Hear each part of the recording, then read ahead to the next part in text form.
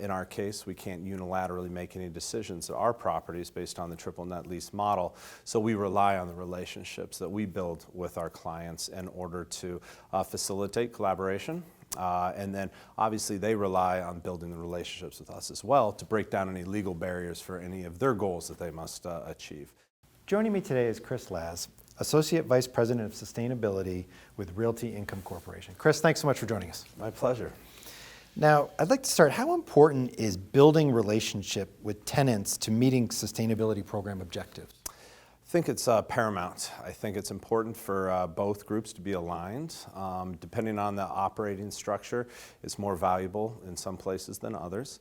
In our case, we can't unilaterally make any decisions at our properties based on the triple net lease model, so we rely on the relationships that we build with our clients in order to facilitate collaboration. And then obviously they rely on building the relationships with us as well to break down any legal barriers for any of their goals that they must achieve.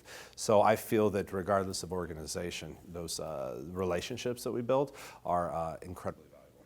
Now, especially as a net lease REIT, how important does access to tenant data to impacting your ability to complete current ESG reporting, and how are you preparing for the much discussed SEC climate rule? Yeah, access to data is always the challenge, because we don't own operational data from our sites. And so what we try to do is institute green lease clauses, but really, again, back to the first question, build the relationships around the two businesses.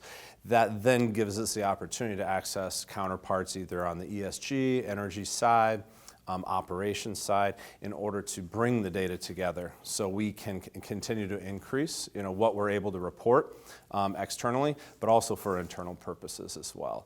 And so as we look forward to the SEC's reporting proposal, data is incredibly valuable. It's at the crux of it. So what we try to do is continue to impress upon our clients whenever we engage across the portfolio that this will not only help us and our operations at our properties, but really help inform what our requirements and compliance measures are going to have to be. So over time, our goal is to continue to increase actual data across 12,500 plus assets and 1,300 clients.